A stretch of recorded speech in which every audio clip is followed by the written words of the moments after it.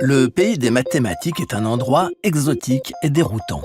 On y parle une langue bizarre, pleine d'homéomorphismes, de variétés différentielles, de nombres transfinis. Mais on y rencontre aussi des paysages épiques, des idées vertigineuses et même parfois des choses utiles. Alors, en route pour une visite express au pays des maths. Il vous suffit d'un guide, c'est moi, et d'un cerveau en état de marche, ça c'est vous. On ne va pas vraiment faire de maths, juste jeter un œil au paysage. La vitesse est une notion si banale qu'on a presque oublié que c'était une idée mathématique. Pourtant, il y a encore 3 ou 4 siècles, la vitesse n'existait pas. Ou disons plutôt qu'elle était très mal définie. Prenons la Grèce antique, par exemple.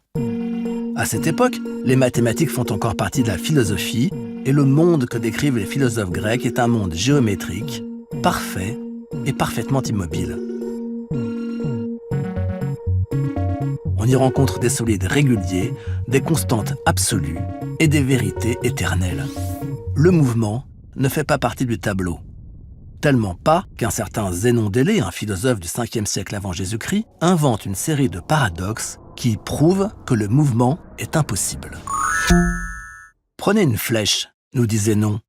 Certes, on a l'impression qu'elle se déplace, mais si on l'observe à un instant précis, on voit qu'elle occupe une position parfaitement définie dans l'espace. À cet instant précis, elle est donc immobile.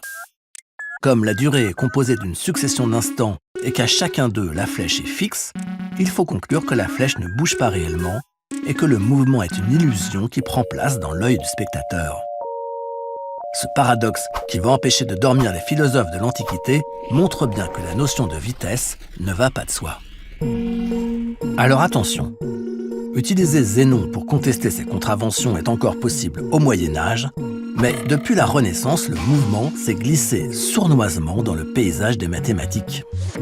L'idée qui a permis cette intrusion s'appelle le calcul infinitésimal. Et vous connaissez déjà l'un des principaux responsables de cette innovation, un certain Isaac Newton. J'en profite pour vous rappeler que Newton n'a jamais reçu de pomme sur la tête. Il a simplement raconté que le mouvement vertical de la pomme tombant d'un arbre avait été une source d'inspiration pour sa théorie de la gravitation. Dans les années 1660, Newton, étudiant à Cambridge, apprend ce qu'on appelle alors la philosophie naturelle, c'est-à-dire les mathématiques, la physique, les sciences de la Terre et du vivant, et l'astronomie. Il s'intéresse en particulier au mouvement des planètes et il pressent que comprendre le mouvement d'une pomme qu'on jette en l'air serait un premier pas pour comprendre celui des corps célestes. Mais avant de comprendre, il faut déjà décrire. Comment rendre compte mathématiquement de ce mouvement complexe? Pour y parvenir, il invente un objet mathématique nouveau qu'on appellera plus tard une dérivée. Regardons cette pomme avec un œil mathématique. On va tracer un graphe qui associe à chaque instant t la hauteur h de la pomme. Ce principe nous permet de déplier la trajectoire et de tracer cette jolie parabole qui représente la hauteur de la pomme en fonction du temps. Pour calculer sa vitesse, on note sa position à un instant t1, puis sa position à un instant t2. La vitesse, c'est le rapport entre la distance parcourue et le temps écoulé. Elle correspond à la pente de la droite qui relie nos deux positions sur le graphe. Si la droite est horizontale, la vitesse est nulle. Plus elle se redresse, plus la vitesse est grande. Si T1 et T2 sont éloignés l'un de l'autre, on obtient une vitesse moyenne, mais ce qu'on veut, c'est trouver la vitesse instantanée. Plus on diminue la distance entre T1 et T2, plus notre mesure va s'en approcher. Mais si les deux points se confondent, la vitesse n'a plus de sens, comme chez Zénon. Il s'agit donc de s'approcher infiniment près de l'instant, sans y parvenir jamais tout à fait. Ce qu'on obtient en approchant infiniment près, c'est la tangente à la courbe.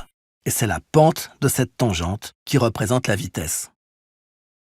Revenons à notre pomme. La vitesse commence très haut, la pente est forte, puis elle diminue régulièrement jusqu'à atteindre 0, et enfin, elle change de sens et devient négative. Puisqu'on connaît maintenant la vitesse de la pomme à chaque instant, on peut tracer le graphe de cette vitesse. Elle est maximale au départ, puis elle diminue régulièrement, passe par 0 au moment où la trajectoire de la pomme atteint son sommet, et enfin elle augmente négativement, c'est-à-dire en fait qu'elle continue de diminuer. Et là, on se rend compte que la courbe de la vitesse est plus simple que celle de la position. La position dessine une parabole, la vitesse, une droite. Une dérivée, c'est ça. Si f est la fonction qui décrit le mouvement de la pomme, on va lui associer une nouvelle fonction, f', qu'on appelle sa dérivée, et qui mesure à chaque instant la quantité de changement de f. Et le plus extraordinaire est que cette opération qu'on vient de faire s'applique aux pommes et aux flèches, mais pas seulement. On peut calculer la dérivée d'un tas de fonctions, et aujourd'hui le calcul différentiel s'est invité partout, de la physique à l'économie, en passant par l'aéronautique et l'épidémiologie. Pour comprendre le mouvement des planètes, Newton a donc commencé par les pommes. Et les pommes l'ont amené à inventer un nouveau domaine des mathématiques qu'on appellera plus tard l'analyse. Grâce à lui, la science de son époque vient de faire un grand pas en avant. Le problème, c'est que personne, à part quelques amis, n'est au courant. Newton va attendre plus de 20 ans avant de publier ses résultats mathématiques, et lorsqu'il finit par le faire en 1693, il découvre que quelqu'un d'autre a déjà publié à peu près la même chose. Ce quelqu'un, c'est Gottfried Wilhelm Leibniz, un philosophe mathématicien allemand qui entretient des correspondances avec tous les grands savants du moment. Bref, un concurrent. La controverse va opposer les deux hommes pendant des années. Le camp anglais accuse Leibniz de plagiat, et le camp allemand considère que Newton, arrivé second, est un mauvais perdant. Mais la dispute a aussi une dimension philosophique. Pour Leibniz, les corps célestes se déplacent parce qu'ils sont entraînés par un courant invisible mais matériel. Tandis que pour Newton, le mouvement des astres et des pommes est le résultat d'une force à distance mystérieuse, la gravitation, qui échappe au monde de la matière et des effets mécaniques. Leibniz est en fait plus matérialiste que Newton, qui, aussi révolutionnaire que soient ses idées scientifiques, garde un pied dans le monde ancien. Ce qui illustre d'ailleurs sa passion pour l'alchimie, dans laquelle il se jette à corps perdu, et sans résultat notable, pendant une grande partie de sa vie.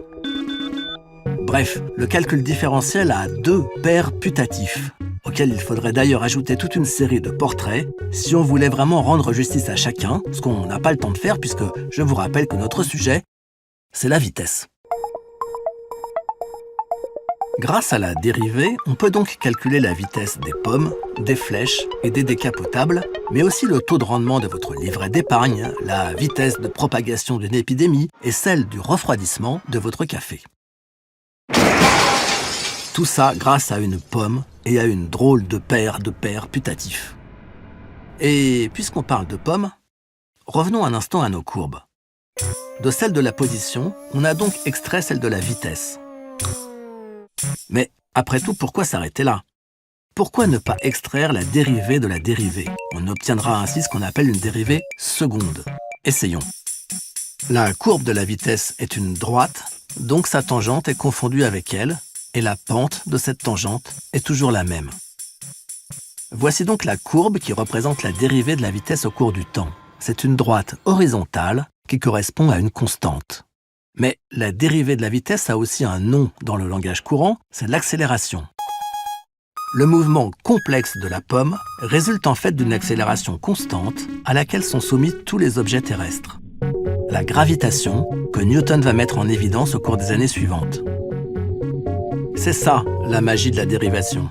Derrière la complexité du réel, elle permet de découvrir des régularités cachées. Derrière l'agitation des objets et des trajectoires, elle fait voir la gravitation terrestre immuable. Quelque part, Zénon d'Élée avait donc raison. Si on regarde attentivement, derrière le mouvement, il y a du fixe.